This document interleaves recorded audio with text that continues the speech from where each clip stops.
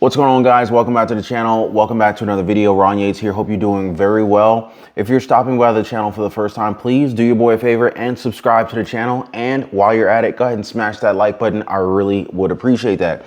Well, guys, early this morning, a natural gas fire erupted in North Mississippi. And this could have actually affected millions of people across the United States. Acorn County Emergency Management said that it took 4 hours for the fire to die down to the point where they could actually extinguish it. So basically, a massive fire at North Mississippi natural gas facility prompted countrywide response after what was believed to be a lightning strike that caused this fire early this morning on Friday. According to Alcorn County, Mississippi, the fire at the Trans-Canada Energy gas compressor in Corinth, Mississippi erupted after what was presumed to be a lightning strike to a vertical gas pipe. And notably, this pipeline actually lies along the 3,340-mile long Columbia Gulf transmission pipeline connecting every single major pipeline in the United States, in the U.S. Gulf Coast, and to additional Midwestern lines.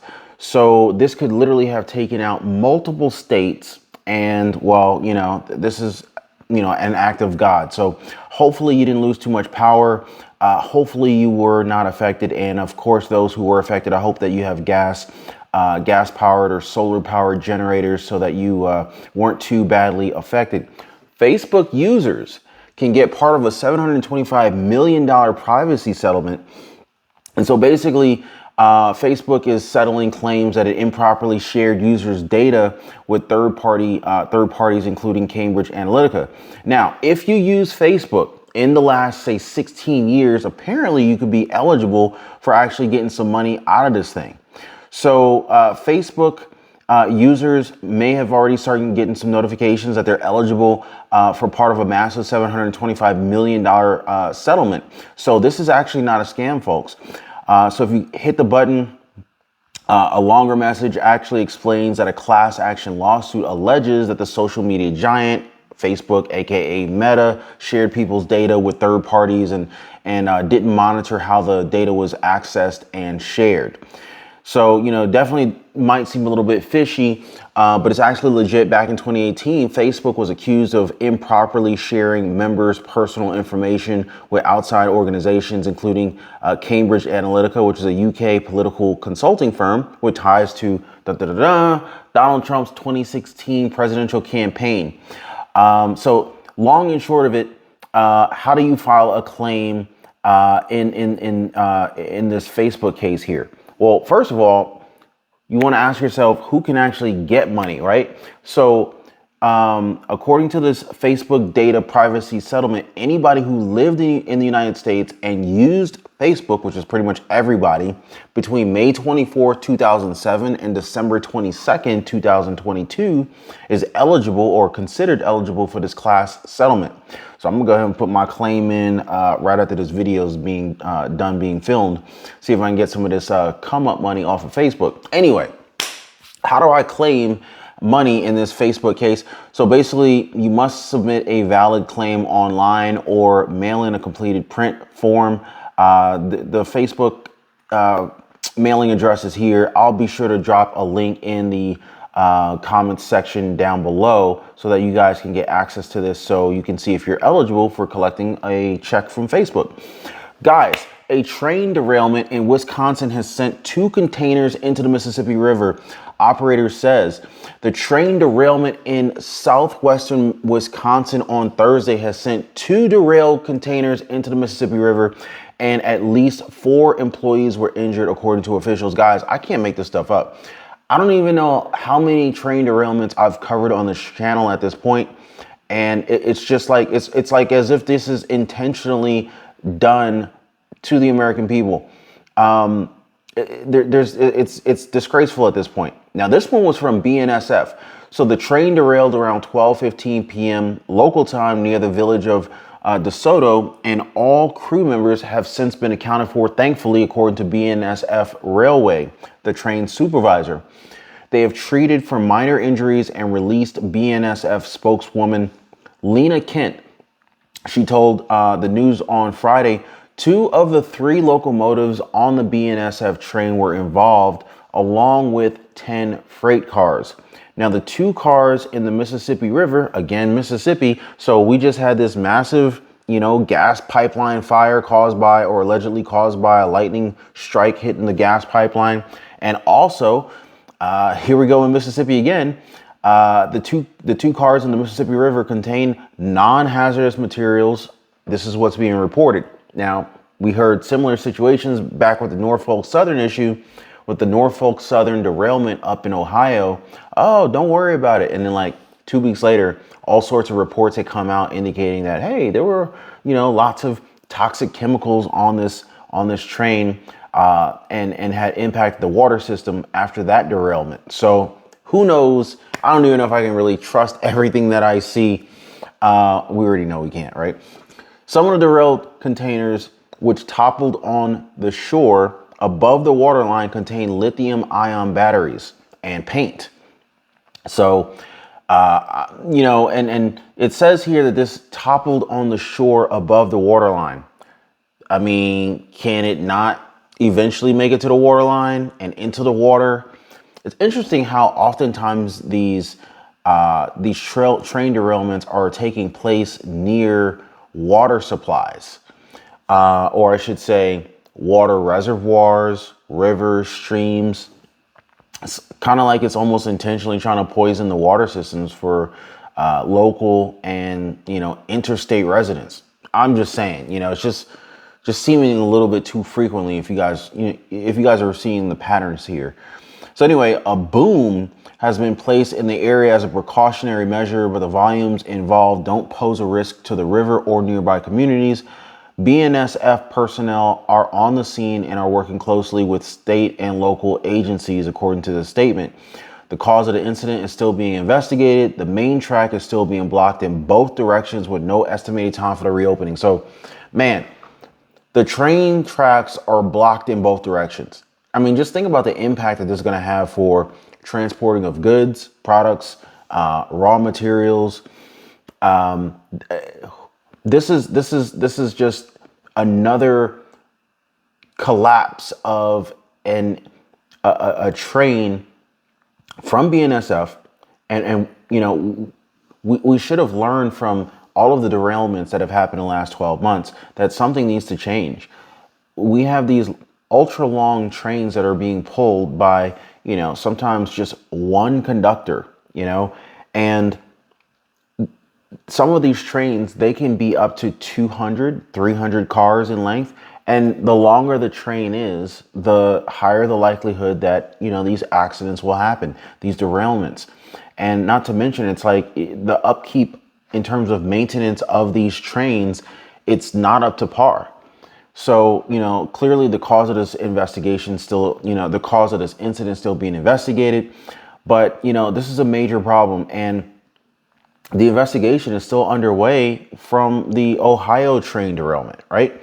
And it's just, it's like, okay, even if the underlying cause hasn't yet been identified, when you see all of these different train derailments taking place across the United States, it's like, okay, why aren't other companies, even if it's not your company, so even if you're not Norfolk Southern, if you're BNSF, wouldn't you look at the problems that Norfolk Southern is having and say to yourself, okay, well, maybe we need to kind of tighten up ship here so that the fate of Norfolk Southern doesn't affect BNSF. That's what I would be thinking.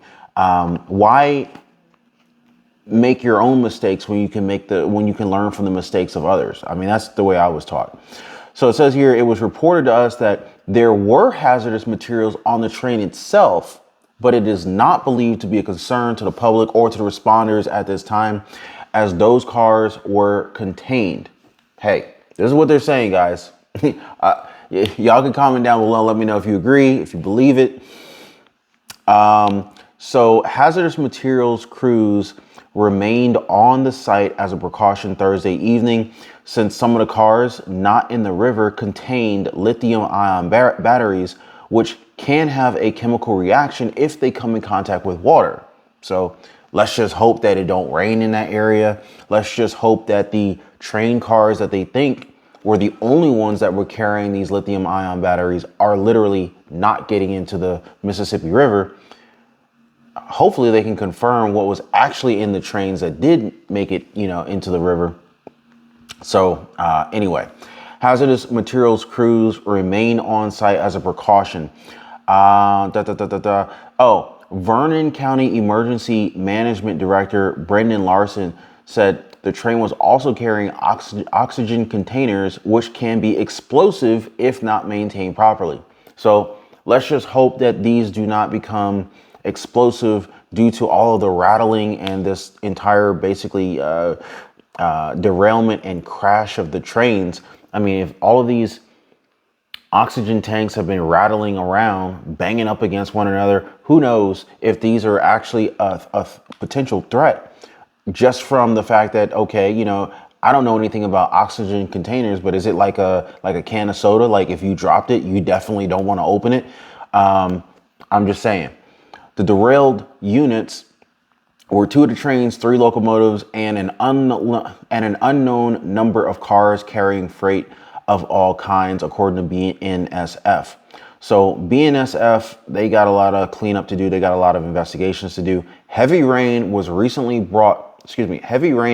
brought parts of the Mississippi River to near flood stage, but the railroad tracks at the site of the derailment are above water. Hey, let's just hope that that flood line doesn't keep rising, and then all of a sudden, even if the train didn't actually get into the water with the hazardous materials, I would hate for the water to meet the train wherever it's at during this at the time of the derailment, and ultimately carry the hazardous materials into the Mississippi River. That would be a major problem. U.S. Representative Derek Van Orden, who represents the area, said that the office was coordinating with the state officials, BNSF, and the Federal Emergency Management Agency, also known as FEMA, to get answers on what happened. So I'm gonna keep you guys posted on this one. That's another crazy one.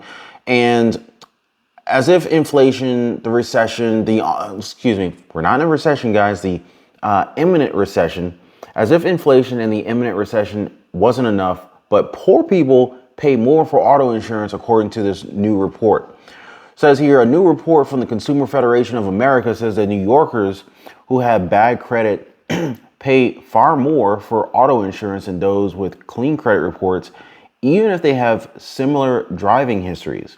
By analyzing insurance premium data from every zip code in the state, the CFA found that insurance companies charge drivers with poor credit histories hundreds or even thousands of dollars in additional premiums.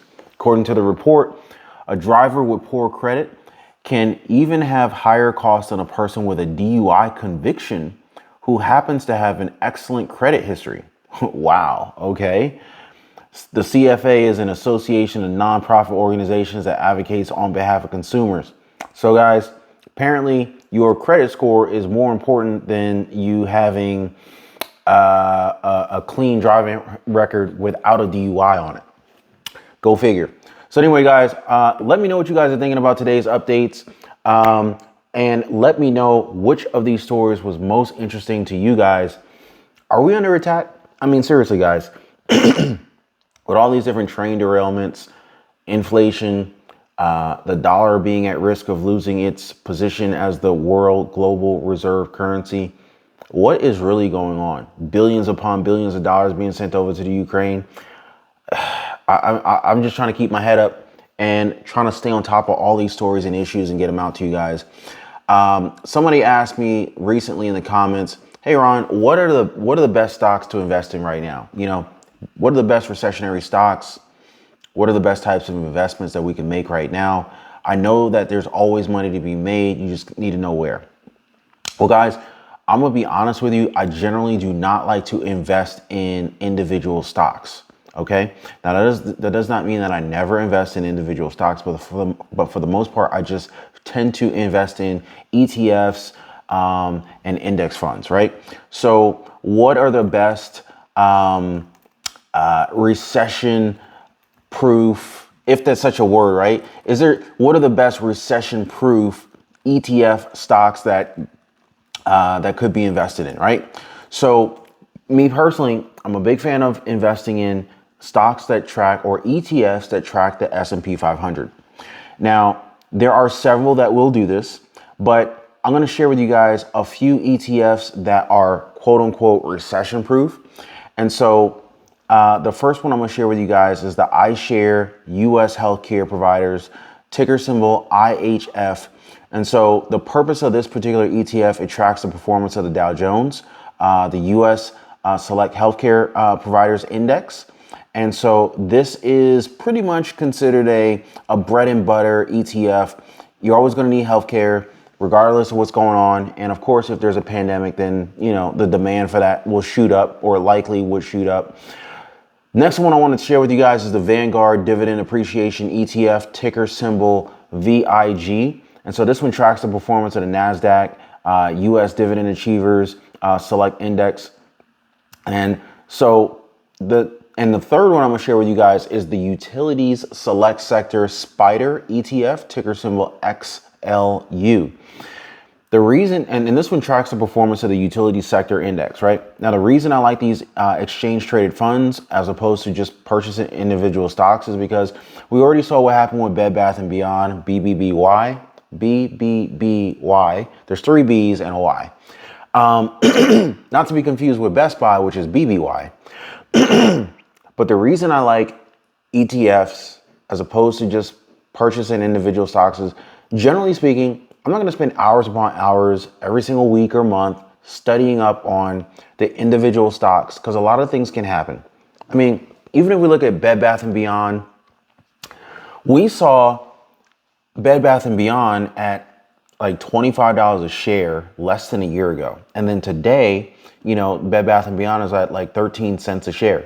So if you had put all your money in that one basket, let's just say BBBY, and invested in Bed Bath & Beyond stock, you'd be in bad shape today.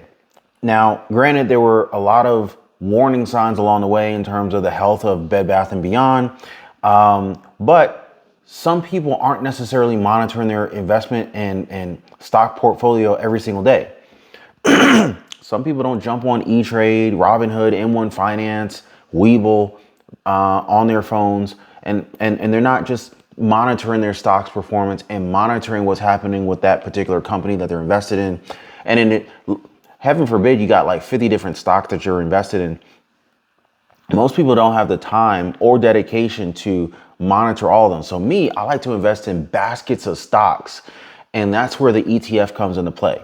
So instead of having to worry about what, you know, this company is doing, that company, I just will invest and purchase the ETF, and I invest in quality ETFs that have great track records, and it just kind of helps me sleep well at night.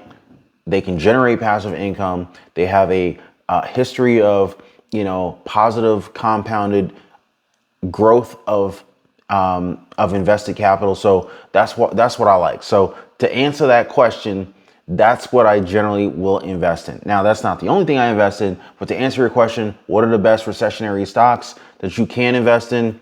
So this is what I'm doing when it comes to that. So I hope you guys got some value out of this video. If you did, drop your boy a like for the video and subscribe to the channel, and I'll see you guys on the next one. Be safe.